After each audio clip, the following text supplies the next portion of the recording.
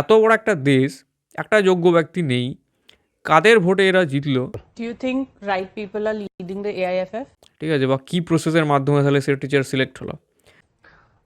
I think you've seen the results. I don't need to speak about it. You can go আর এই corrupt লোকে যদি সরানো হয়, আমরা ভিক্ষা চাইছি কার কাছে? তাহলে ভাই সবকা সাথ অনলি মেরা বিকাশ। নমস্কার বন্ধুগণ, আমি সন্দীপ কোড়া, আপনারা দেখছেন স্কোর 11 FC। সো এই ভিডিওতে আমি 3টে টপিক নিয়ে ডিসকাশন করছি। সেটা হচ্ছে আইএসএল বেসিক নলেজ, দ্বিতীয় হচ্ছে present ISL problems, and third হচ্ছে ফিউচার সলিউশনস। সো ইতিহাসের কথা আমি বাদ দিচ্ছি বন্ধুগণ, বর্তমানটাকে নিয়ে আমি একটু ভাবছি। আইএসএল ইতিহাস পরে দেখা যাবে। তো প্রেজেন্ট আইএসএল প্রবলেমসের মধ্যে 1 নম্বর পয়েন্ট প্রেজেন্ট সিনারিও ভাই, বর্তমান অবস্থা কী ভাই, সেটা তোমরাও দেখতে পাচ্ছ, আমিও দেখতে পাচ্ছি যে সুনীল ছেত্রী এই তো এইভাবে, গুরপ্রীত সিং এইভাবে, সন্দেশ জিঙ্গান এইভাবে, ঠিক আছে। কী করছি আমরা প্লেয়ারগুলো? আমরা ভিক্ষা চাইছি কার কাছে? ফিফার কাছে। কেন ভিক্ষা চাইছি? কারণ আমার ঘরের যে ম্যানেজার সে ঠিক নেই, ঠিক আছে। সে তার নিজের পকেটের জন্য বসে আছে, সে কিছু করবে না, সেটা আমরা ভালোভাবে জানি। এটা same situation kind of like স্কুলে তোমার টিচার কিছু তোমাকে পড়াচ্ছে না, তুমি প্রিন্সিপালকে গিয়ে কমপ্লেন করছো, দেখো আমার টিচার আমাকে কিছু পড়াচ্ছে না। সো কেন পড়াচ্ছে না? টিচার জানবে তবেই তো পড়াবে ভাই। টিচার যদি নাই জানে তোমাকে কীভাবে পড়াবে? ঠিক আছে, এবার প্রিন্সিপালের কাছে যেতে হবে যে টিচার চেঞ্জ করুন। এবার প্রিন্সিপাল যদি ওয়েল এডুকেটেড হয়, তাহলে প্রিন্সিপাল ব্যাপারটা খতিয়ে দেখবে যে টিচার কেন পড়াচ্ছে না, সে টিচার কি পড়াতে জানে না, দরকার পড়লে সেই টিচারকে চেঞ্জ করা হবে, ঠিক আছে, বা কী প্রসেসের মাধ্যমে তাহলে সে টিচার সিলেক্ট হলো।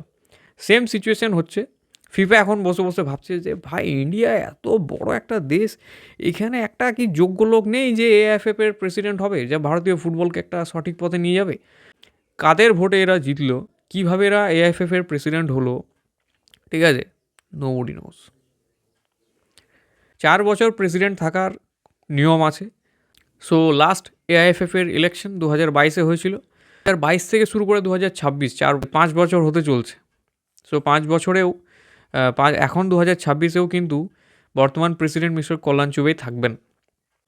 তো বর্তমান অবস্থা এটাই যে ভাই কোনো লিগ নেই, বড় বড় প্লেয়ার্স সুনীল ছেত্রী, গুরপ্রীত সিং সিন্ধু, সন্দেশ জিঙ্গান সবাই মিলে ভিক্ষা করছি, ফুটবল ফ্যান্সরাও ভিক্ষা করছি, আর বড় বড় ক্লাবরাও ভিক্ষা করছি যে ভাই আমাদের লিগটাকেও করিয়ে দাও। এটা হচ্ছে বর্তমান অবস্থা।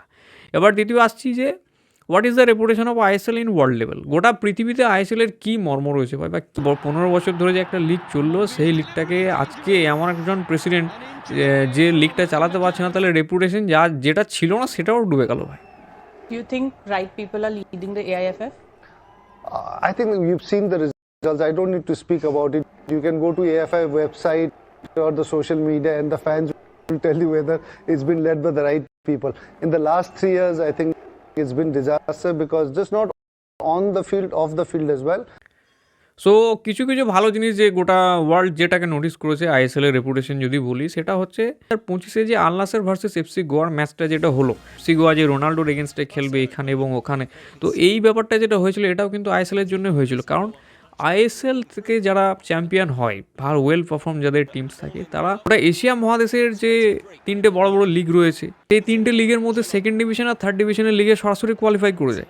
এখানে ফ্যান এঙ্গেজমেন্ট, ফ্যান বেস খুব ভালো, ঠিক আছে, যে কিছু কিছু ফ্যান অ্যাটেন্ডেন্স ম্যাচ দেখার জন্য জাপানের জে লিগ, কোরিয়ার কে লিগ এবং সৌদি আরবিয়ার ফুটবল লিগের থেকেও কিন্তু অ্যাটেন্ডেন্স মাঝে মধ্যে খুব ভালো হয়েছে আইএসএল। ফুটবল কালচার খুব সুন্দর ডেভেলপ হয়েছে। আরেকটা পয়েন্ট যে এই যে রিলায়েন্সের এফএসডিএল যে আইএসএল চলাকালীন যে প্রিমিয়ার লিগের সাথে একটা পার্টনারশিপ, এটাও আমরা দেখতে পেয়েছি। এই যে আজকে আমি মোহনবাগান সুপার জায়ান্ট যে টিমটাকে নিয়ে মোবাইলে গেম খেলতে পারছি, বা চেন্নাই এনএফসিকে, কেরালা ব্লাস্টার্সকে নিয়ে, ঠিক আছে, যে বড় বড় টিম, যে এই যে ভারতীয় ফুটবল ক্লাবকে নিয়ে আমি মোবাইলে স্পোর্টে মোবাইল গেম খেলতে পারছি অন্যান্য টিমের এগেনস্টে, তো এটাও কিন্তু ভাই আইএসএলের জন্য হয়েছে। আর 3 নম্বর পয়েন্টে এবার ডিসকাশন করছি, এটা হচ্ছে is ISL profitable or not, ISL লাভ আছে কি নেই।